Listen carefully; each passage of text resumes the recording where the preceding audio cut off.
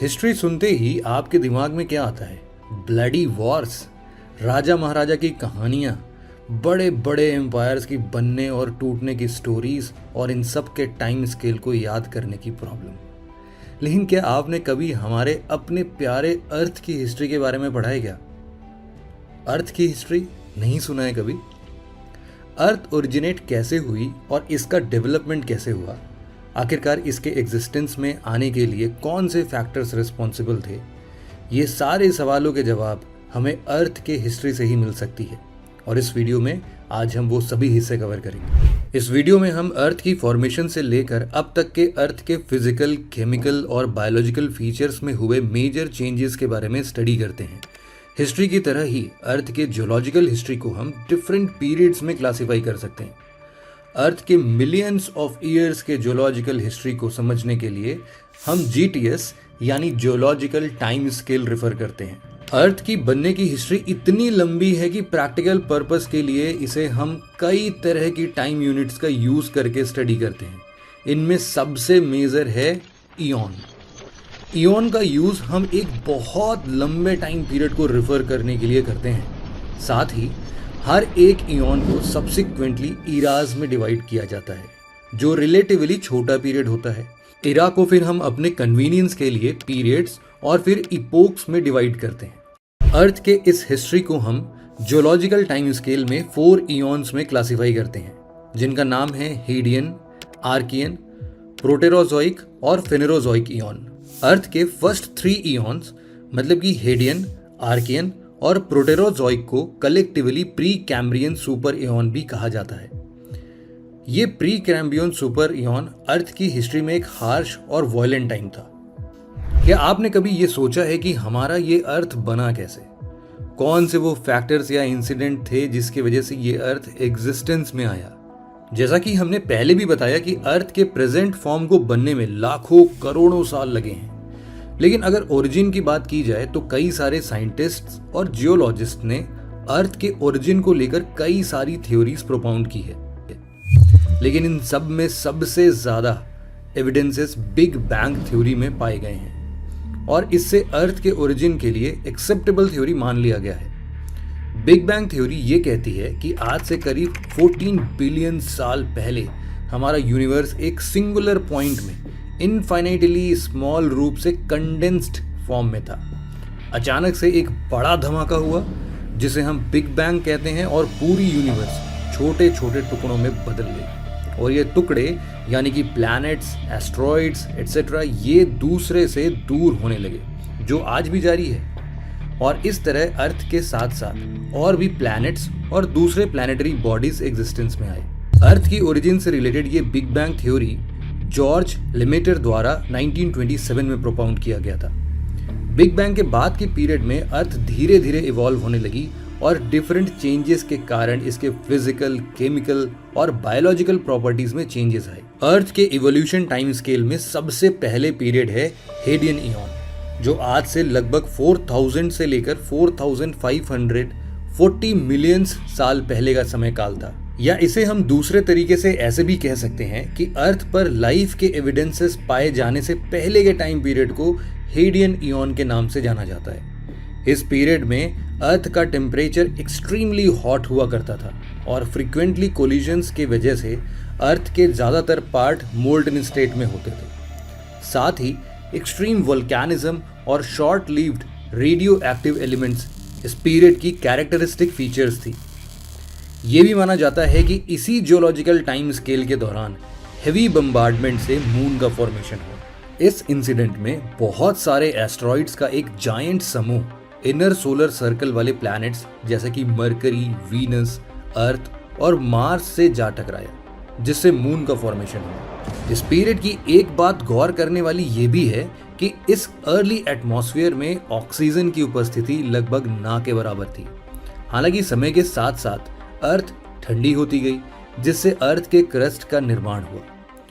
इससे large scale पर volatiles बने, जो प्रोबेबली आगे चलकर CO2 की एक मोटी एटमॉस्फेरिक परत में कन्वर्ट हुए और इसके बाद ये लेयर हाइड्रोजन और वाटर वेपर में बदल गई। आपको ये जानकर हैरानी होगी कि उस समय अर्थ की सरफेस टेम्परेचर लगभग 230 डिग्री सेल्सियस होने के बावजूद भी लिक्विड ओशियनिक वाटर एग्जिस्ट करते थे। हेडियन इरा के बाद के इरा को आर्कियन इयॉन कहा जाता है और इसे beginning of life on earth से भी मार्क किया जाता है। एटमॉस्फेयर की बात करें तो उस पीरियड में ऑक्सीजन की कमी थी। अर्थ के एटमॉस्फेयर में एटमॉस्फेरिक प्रेशर आज की तुलना में लगभग 10 से 100 गुना ज्यादा हुआ करता था।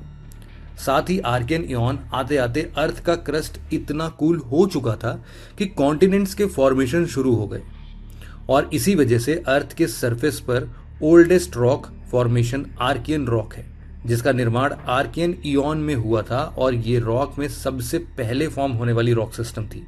आपको कमेंट सेक्शन में ये बताना है कि इंडिया के कौन से स्टेट्स में आज भी आर्कियन रॉक का प्रेजेंस दिखता है। इसके अलावा वॉल्केनिक एक्टिविटी भी आज के समय से कंसिडरेबली ज्यादा थी, जिससे बहुत ज्यादा मात्रा में वॉल्केनिक लावा अर्थ के सरफेस पर आए।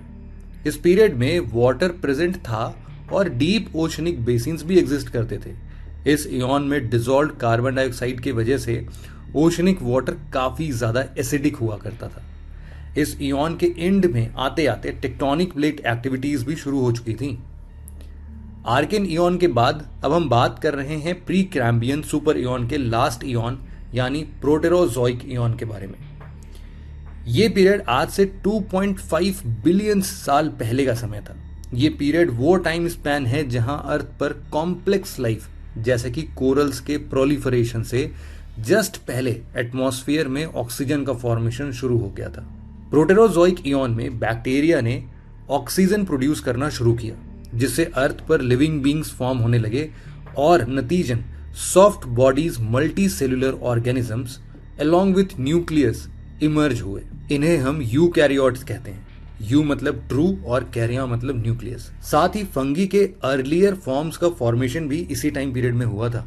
माना जाता है कि इस इयॉन के अर्ली और लेट फेजेस में ऐसा समय भी आया जहां अर्थ बिलो 0 डिग्री टेम्परेचर चला गया और अर्थ पर एक्सटेंसिव ग्लेशिएशन और डीग्लेशिएशन देखने को मिलता है, जिसके नतीजन सी लेवल्स में काफी चेंजेस दिखे।